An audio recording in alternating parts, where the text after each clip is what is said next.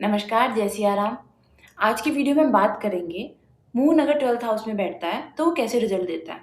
ये सब बातें मैं अपने एक्सपीरियंसेस से शेयर करूँगी, कुछ भी ऐसा नहीं होगा जो मैंने डिक्टम्स में शेयर करूँगी, क्योंकि मैंने जो चार्ट्स देखे और उनमें जो रिज़ल्ट देखे मून इन 12th हाउस के, वही मैं आपसे बताऊँगी।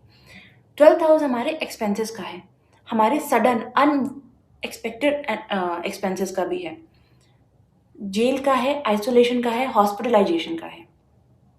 फॉरेन लैंड का है, स्लीप का है, हमारे बेडरूम प्लेज़र का भी है, जिसमें आपकी स्लीप और आपका फ़िज़िकल इंटिमेसी दोनों आती है।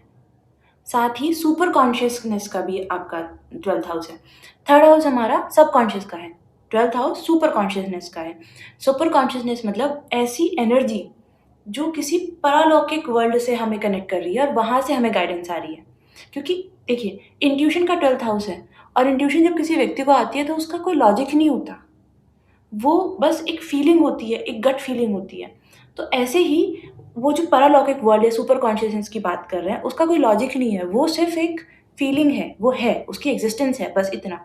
ऐसे ही 12th हाउस से कनेक्टेड एक्टिविटीज़ जो भी एनर्जी फ़ील्ड वाली हैं, उनकी एक्ज़िस्टेंस है, वो काम करती हैं। लॉजिक आप ढूँढने जाएँगे तो नहीं करेंगे। वैसे ही 4th हाउस अगर हम कालपुरुष में देखें, तो सुख, शांति, आत्मीय शांति जो व्यक्ति एक फीलिंग इमोशनल सैटिस्फैक्शन फ़ील करना चाहता है, वो 4th हाउस में आता है। आपकी माता का भाव है 4th हाउस और चंद्रमा के कारक तत्व में मन और इमोशन दोनों बात आ जाती हैं। और जब भी व्यक्ति कोई काम करता है, चाहे वो काम कर रहा है अपने लिए मैरिड लाइफ़ में कुछ कर रहा है या प्रोफ़ेशनल लाइफ़ में कुछ कर रहा है, तो आप समझिए वो उस इमोशनल स्टेबिलिटी, उस इमोशनल सैटिस्फैक्शन के लिए ही कर रहा है। अब बहुत हाइपर सेंसिटिव है मून, ऐसे ही बहुत सेंसिटिव है, जहाँ बैठता है, जिन हाउसेज़ में बैठ रहा है, वहाँ से रिलेटेड चीज़ों के लिए बहुत इमोशनल है और वहाँ से रिलेटेड चीज़ों के लिए उसको इंट्यूशन आती ही है, उन्हीं विचारों में वो फँसा हुआ है।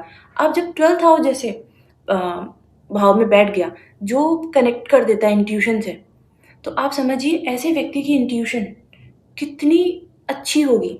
इसलिए ऐसे व्यक्तियों को बहुत अच्छी इंट्यूशन आती है, बहुत अच्छा विज़न होता है। उनको सपने में भी चीज़ें पता चल सकती हैं। गिवन दैट कि ये उसको समझ पाएँ। लेकिन होता क्या है ऐसे लोगों के साथ कि वो इतने विचार वाले हो जाते हैं, इतने थॉट्स उन्हें आते हैं कि स्टेबल नहीं होते वो। एक विचार को पकड़ के उस पे काम कर सकें, ऐसा हो नहीं पाता उनके साथ। और जब क्योंकि अनस्टेबिलिटी भी है मून और जो आप लॉजिकली समझ ही नहीं पा रहे, सिर्फ़ इमोशनली है आपके पास, उसको एक्सप्लेन नहीं कर पा रहे, तो कभी-कभी व्यक्ति को खुद लगने लगता है कि वो ही गलत सोच रहा है। एक बहुत इंटरेस्टिंग बात बताती हूँ, जो 12th हाउस वाले व्यक्तियों के साथ होता है। क्योंकि 12th हाउस सुपर कॉन्शियसनेस का है, वो ऐसी चीज़ें करवा देता है जो अनएक्सप्लेन्ड है। फिर मून भी ऐसा ही प्लैनेट है जो इमोशंस पे काम करता है। जब ये दोनों प्लेसमेंट एक जगह बैठ जाती हैं, तो ऐसे लोग दूसरों के थॉट पैटर्न को बहुत जल्दी एब्ज़ॉर्ब करते हैं। और मैं हमेशा सजेस्ट करती हूँ जिनका मून 12th हाउस में है, उन लोगों को कभी भी इमोशनल होके, दया करके, मर्सी करके किसी की हेल्प नहीं करनी चाहिए, कोई चैरिटी नहीं करनी चाहिए।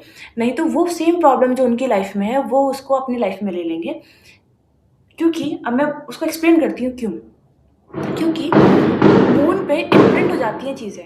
पानी कोई शेप नहीं है, वो जहाँ आप उस वेसल में जिसमें रखोगे, वैसा ही हो जाएगा। ऐसी एनर्जी की कोई शेप नहीं है, जो वेसल है, जो व्यक्ति का मन है, जैसा उसकी समझने, सोचने-समझने की क्षमता है, एनर्जी वैसे ही काम करेगी। तो ऐसे केस में ऐसे लोग बहुत जल्दी दूसरों के थॉट पैटर्न को एब्ज़ॉर्ब कर लेते हैं। जब वो किसी की आउट ऑफ मर्सी इमोशनल होके हेल्प करते हैं, तो वो दया में है, दुःख में है, उन्हें उसका दुःख फ़ील हो रहा है। तो सबकॉन्शियसली वो उसके थॉट्स को अपने दिमाग में रजिस्टर कर रहे हैं। अब वो अपने भी पैटर्न्स वैसे बना रहे हैं जैसे सामने वाले व्यक्ति के पैटर्न्स हैं।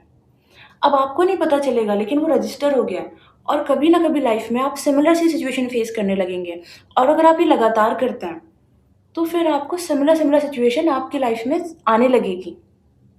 इसलिए ऐसे व्यक्तियों को और अगर कोई इनके बारे में नेगेटिव बात कर रहा है, कोई इनको बुरा बोल रहा है, तो ये अनफ़िल्टर है। ये इनका सबकॉन्शियस उसको सच मान के इनकी लाइफ में वैसा रोल प्ले करने लगता है। तो अगर इन्हें कोई इनके लुक्स के लिए, इनकी पढ़ाई के लिए, इनके जॉब के लिए खराब बोल रहा है, तो ये उसको सच मानेंगे। फिर इनके थॉट सेल्फ डिस्ट्रक्टिव हो जाते हैं, नेगेटिव सोचने लगते हैं। तो यहाँ प्रॉब्लम है इनके साथ। ये लोग बहुत अच्छा मैनिफेस्ट कर सकते हैं क्योंकि ज सेम लॉजिक कि वेसल है वो, जैसी शेप देंगे वैसा बन जाएगा। इनके पास बहुत अच्छी पावर है मैनिफेस्ट करने की, लेकिन इन्होंने उसको यूटिलाइजेशन ही नहीं किया। इनके सराउंडिंग में इतनी नेगेटिविटी हो सकती है कि ये अपने विचार भूल गए हैं। तो इन लोगों के साथ जो प्रॉब्लम है, एक, कभी भी आपकी सराउंडिंग अगर आपके बारे में बुरा बोल रही है या नेगेटिव है, तो आप समझें उस बात को, अपनी लाइफ में उसे आने ना दें, उसके सबकॉन्शियस में पैटर्न ना बनने दें। दूसरा, किसी की हेल्प करें तो आप as a good human being कर सकते हैं, उसके लिए आपको उनकी फ्रिक्वेंसी पे मैच करने की ज़रूरत नहीं आती है। अभी तक हमने बात की उन ट्रेड्स की जो इमोशनल लेवल पे आते हैं। अब देखते हैं जो विजिबल लेवल पे ट्रेड्स आते हैं वो कैसे होते हैं। ऐसा हो सकता है कि जिनका मून 12th हाउस में है वो लोग अपनी ग्रेजुएशन, पोस्ट ग्रेजुएशन या डॉक्टरल के लिए फॉरेन लैंड गए हों पढ़ने। ज़रूरी नहीं है कि वो पढ़ने के बाद वहीं सेटल हो गए हैं। They might have come back to their motherland या फिर किसी और कंट्री में मूव कर गए हैं। ये भी हाई चांसेस हैं कि जो उन्होंने पढ़ाई की उससे रिलेटेड प्रोफेशन में ये नहीं है अभी। लेकिन एक बात श्योर शॉट है, जहाँ ये पढ़ने गए और किसी भी वजह से अगर ये फ़ॉरेन पढ़ने जाते हैं तो वहीं नहीं रहेंगे। 2 साल अगर ये एक जगह रहते हैं तो तीसरे साल फिर नई जगह चले जाएँगे। इनका जो प्लेस ऑफ लिविंग है वो हमेशा चेंज होता रहेगा। और अगर नहीं हो रहा है तो ये अपने काम की वजह से इतने फ्रीक्वेंट ट्रैवल करेंगे कि इन्हें पता ही नहीं चलेगा कि होटल रूम इनका घर है कि घर वाला कमरा इनका होटल रूम है। इतना ट्रैवल दे सकता है। दूसरी बात, चीटिंग दे सकता है, और वो भी हायर लेवल पे चीटिंग दे सकता है जहाँ इन्हें सच में ट्रबल्स हो जाएँ बड़े वाली। तो ज़रूरी है कि ऐसे लोग अगर किसी को भरोसा कर रहे हैं, इवन देयर क्लोज़ेस्ट वन, अगर वो रिलेशनशिप में भी है किसी के साथ, तो आँख बंद करके भरोसा ना करें।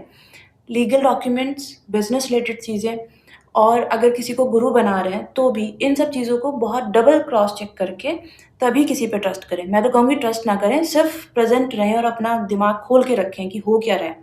ऐसे ब्लाइंड ट्रस्ट ना करें किसी पे भी।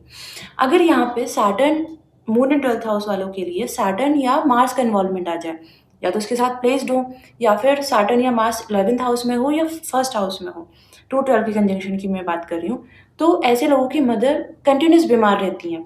ज़रूरी नहीं कि बड़ी बीमारी होगी, लेकिन ऐसा हो सकता है कि उनकी जो दवाइयाँ हैं वो चलती ही रहती हैं। कभी आज बुखार के लिए खाती हैं तो नेक्स्ट डे कोल्ड के लिए खा रही हैं, या जॉइंट पेन के लिए खाने लगी हैं, फिर एनीथिंग हैपन, लेकिन वो बीमारियाँ उनकी कंटिन्यू रहती हैं।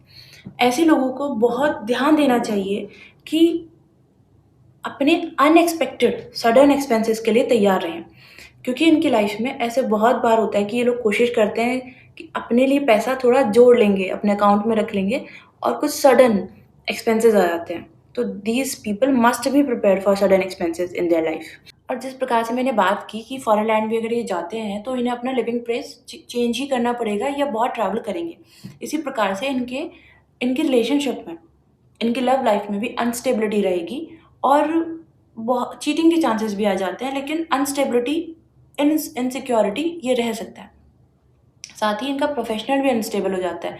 हो सकता है इन्हें एक जगह से दूसरी जगह अपना लिविंग प्लेस इसलिए ही चेंज करना पड़ता है क्योंकि इनका प्रोफेशन स्टेबल नहीं है। मून एंड 12th हाउस वालों के लिए बहुत ज़रूरी है कि वो अपने इमोशंस को बैलेंस रखें, अपने थॉट्स प्रोसेस को चेक में रखें।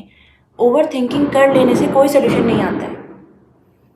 Self blame, self destructive thought के पैटर्न के लूप में ना जाएं, उसको भी ध्यान से ऑब्जर्व करें कि ये जो थॉट है ये मेरे अगेंस्ट काम करेगा। और किसी को भी उसकी फ्रिक्वेंसी पे आके अगर कोई दुखी होकर आपसे हेल्प मांग रहा है तो दुखी होके ही हेल्प करना ज़रूरी नहीं है, नॉर्मल ह्यूमन बन के करिए। मिलते हैं नेक्स्ट वीडियो में। नमस्कार।